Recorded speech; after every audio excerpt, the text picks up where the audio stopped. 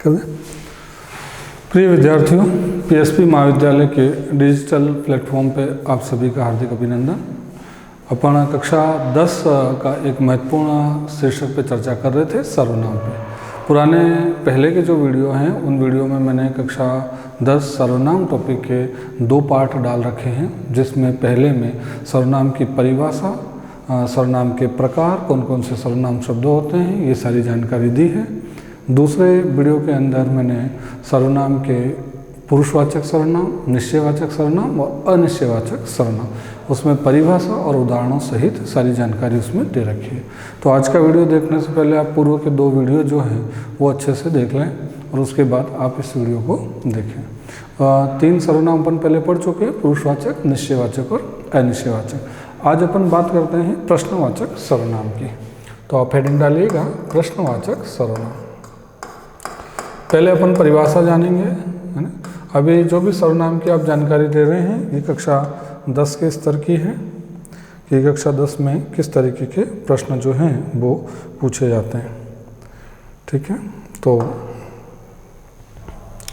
प्रश्नवाचक सर्वनाम लिखिएगा आप, है ना। प्रश्नवाचक सर्वनाम की परिभाषा क्या होती है, तो आप लिखिएगा कि वे सर्वनाम शब्द जो किसी वाक्य में प्रयुक्त होकर प्रश्न का बोध कराते हैं उन्हें प्रश्नवाचक सर्वनाम कहते हैं। यानी प्रश्नवाचक सर्वनाम होते कौन कौन से हैं, तो कौन और क्या, कौन क्या, ये क्या है प्रश्नवाचक सर्वनाम। अभी किसी वाक्य में जब भी प्रयुक्त होंगे तो हमें किसका बोध कराएंगे, प्रश्न का बोध कराएंगे।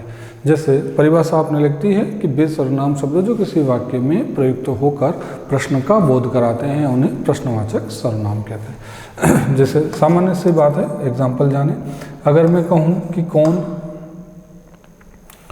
कौन आया है, ठीक है, कौन आया है, ये वाक्य है, कौन आया है, ठीक। अब आपसे पूछ लिया कि अंडरलाइन कर देगा कि कौन क्या है, तो एक प्रश्न का बोध करा रहा है, कौन आया, तो अब वहाँ हमें उत्तर देने की आवश्यकता महसूस होती है। जैसे अगर कहें कि क्या कर रहे हो, क्या कर रहे हो, तो क्या कर रहे हो, इस सेंटेंस से भी हमें किसकी जानकारी मिलती है, प्रश्न की जानकारी मिलती है। तो ऐसे सर्वनाम शब्द जो हमें किसका बोध कराते हैं, प्रश्न का बोध कराने, उन्हें अपन क्या कहते हैं, प्रश्नवाचक सर्वनाम, ठीक है। तो कौन क्या क्या है, प्रश्नवाचक सर्वनाम शब्द। अगला देखते हैं, प्रश्नवाचक के बाद आप लिखिएगा संबंधवाचक सर्वनाम, संबंधवाचक सर्वनाम, संबंधवाचक सर्वनाम, ठीक है। संबंधवाचक सर्वनाम की परिभाषा लिखना कि वे सर्वनाम शब्द जो 2 क्रियाओं को जोड़ने का कार्य करते हैं उन्हें संबंधवाचक सर्वनाम शब्द कहते हैं, ठीक है। संबंधवाचक किसे कहेंगे, तो 2 क्रियाओं को जोड़ने का जो कार्य करेंगे वे क्या कहलाएंगे, संबंधवाचक सर्वनाम। यानी अपन ये कहें कि किसी एक संज्ञा या सर्वनाम का किसी दूसरी संज्ञा या सर्वनाम के साथ में क्या करते हैं, संबंध को स्पष्ट करते हैं, वे क्या कहलाते हैं, संबंधवाचक। जैसे अगर कहा जाए कि मैं पहले आपको बता चुका हूँ एक डायग्राम के अंदर कि कौन कौन से सर्वनाम किस किस के अंतर्गत आते हैं। सर्वनाम की संख्या कितनी होती है, 6। पुरुषवाचक, निश्चयवाचक, अनिश्चयवाचक, प्रश्नवाचक, संबंधवाचक और निजवाचक सर्वनाम। तो एक एक करके अपन ने सारे उदाहरणों के साथ पढ़े हैं। अब बात आती है संबंधवाचक की। अगर कहें कि जो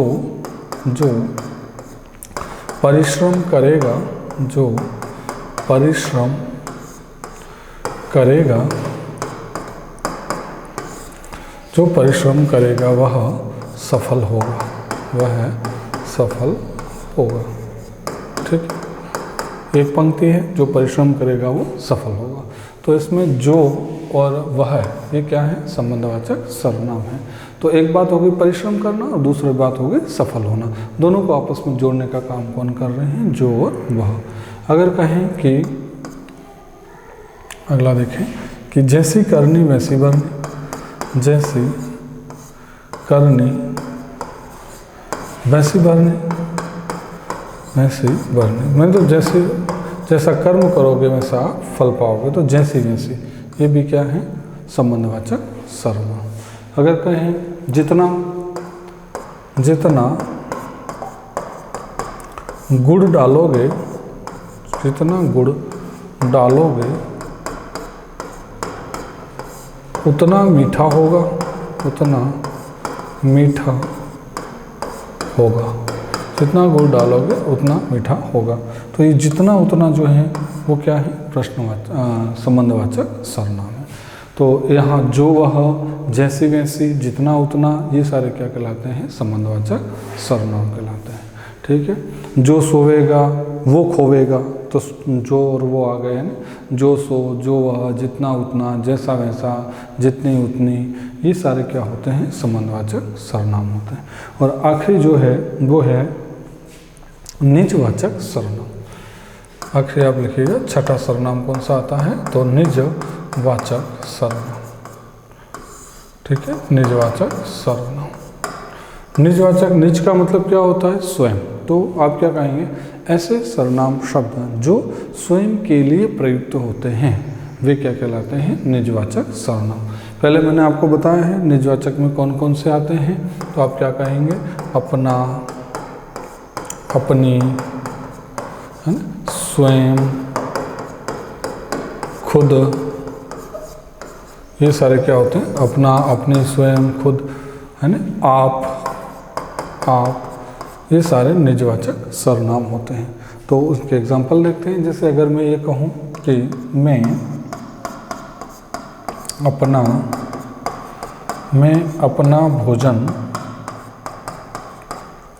स्वयं बनाता हूँ, मैं अपना भोजन स्वयं बनाता हूँ, ये पंक्ति आ जाए। फिर आपको स्वयं को रेखांकित करके पूछ ले कि रेखांकित शब्द में सर्वनाम बताइए। तो स्वयं, तो मैं अपना भोजन स्वयं बनाता हूँ। इस स्वयं का प्रयोग किस अर्थ में हो रहा है, मैं के अर्थ में।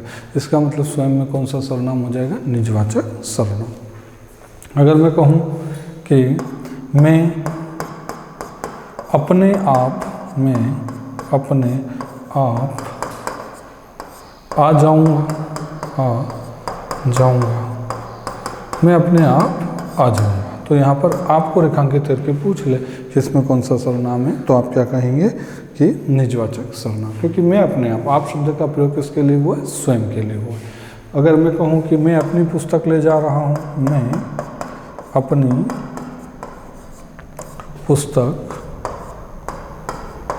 पुस्तक ले जा रहा हूँ, और यहाँ पे आपसे पूछ ले कि अपने में कौन सा सर्वनाम है, तो आप क्या कहेंगे, निजवाचक सर्वनाम।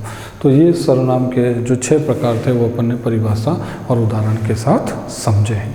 ठीक है, एक बार मैं वापस आपको सारी चीज़ें याद दिला देता हूँ कि अपन ने जो जो बातें पढ़ी हैं वो क्या क्या पढ़ी। सबसे पहले अपन ने पढ़ा था, आप ध्यान से एक बार सुनिएगा, पूरा सर्वनाम चैप्टर जो है वो आपका रिवाइज हो जाएगा। सबसे पहले हमने देखा था सर्वनाम शब्द का शाब्दिक अर्थ। तो सर्वनाम का शाब्दिक अर्थ क्या होता है, सर्व यानी सभी के नाम को ही अपन क्या कहते हैं, सर्वनाम कहते हैं। दूसरा अपन ने पढ़ा परिभाषा। तो परिभाषा में क्या कहेंगे कि वे शब्द जो संज्ञा के स्थान पर प्रयुक्त होते हैं उन्हें अपन क्या कहते हैं, सर्वनाम। तो क्या कहेंगे, वे शब्द जो संज्ञा के स्थान पर प्रयुक्त होते हैं वे सर्वनाम कहलाते हैं। तीसरी बात अपन ने पढ़ी थी सर्वनाम के प्रकार। सर्वनाम कितने प्रकार के होते हैं, तो सर्वनाम 6 प्रकार के होते हैं। कौन कौन से, नंबर 1 पुरुषवाचक, नंबर 2 निश्चयवाचक, नंबर 3 अनिश्चयवाचक, नंबर 4 प्रश्नवाचक, नंबर 5 संबंधवाचक, और नंबर 6 अपन ने पढ़ा है निजवाचक। ये 6 तरह के सर्वनाम होते हैं, जिसमें पुरुषवाचक के कितने भेद होते हैं, तो 3, उत्तम पुरुष, मध्यम पुरुष और अन्य पुरुष। उत्तम पुरुष में सिर्फ आपको ध्यान रखना है वक्ता। मध्यम पुरुष वक्ता यानी बोलने वाला जिन शब्दों का प्रयोग अपने स्वयं के लिए करता है, यानी स्वयं को संबोधित करते हुए जिन शब्दों का प्रयोग कर रहा है वे सब क्या होंगे, पुरुष, उत्तम पुरुष। मध्यम पुरुष में आपको क्या ध्यान रखना है, श्रोता, यानी वक्ता द्वारा श्रोता के लिए जिन शब्दों का प्रयोग किया जाता है वे क्या होते हैं, मध्यम पुरुष। और वक्ता और श्रोता बातचीत करते समय किसी तीसरे के लिए जिन शब्दों का प्रयोग करते हैं वे सारे क्या हो जाते हैं, अन्य पुरुष। तो ये पुरुषवाचक के 3 आपको भेद याद रखने। निश्चयवाचक में हमने पढ़ा कि वे सर्वनाम शब्द जो निश्चितता का बोध कराते हैं, जैसे यह, वह, ये, वे सारे क्या होते हैं, निश्चयवाचक होते हैं। अनिश्चय में अपन ने पढ़ा कि वे सर्वनाम शब्द जो निश्चितता का बोध नहीं कराते हैं, यानी कोई, कुछ, किसी क्या होते हैं, अनिश्चयवाचक सर्वनाम होते हैं। फिर अपन ने पढ़ा प्रश्नवाचक सर्वनाम। तो वे सर्वनाम शब्द जो किसी वाक्य में प्रयुक्त होकर प्रश्न का बोध कराते हैं उनको अपन क्या कहते हैं, प्रश्नवाचक सर्वनाम। जैसे कौन क्या से अपन को किसका बोध होता है, प्रश्न का। फिर अपन ने पढ़ा संबंधवाचक। तो संबंधवाचक दो बातों को जोड़ने का काम करते हैं, जैसे जो, वो, जो, सो, जैसा वैसा, जितना उतना, ये सारे क्या होते हैं, संबंधवाचक। और अंतिम अपन ने पढ़ा है कौन सा, निजवाचक। निजवाचक का मतलब जो स्वयं के लिए प्रयुक्त होते हैं वे सर्वनाम क्या कहलाते हैं, निजवाचक। जैसे स्वयं, खुद, अपना, अपनी, ये सारे निजवाचक होते हैं। तो मैं आशा करता हूँ कि सर्वनाम वाला टॉपिक आपको अच्छे से समझ में आ गया होगा, परिभाषा और उदाहरण। ठीक है, फिर अपन आगे जो चैप्टर हैं उनकी बात अगले वीडियो में करते हैं। धन्यवाद।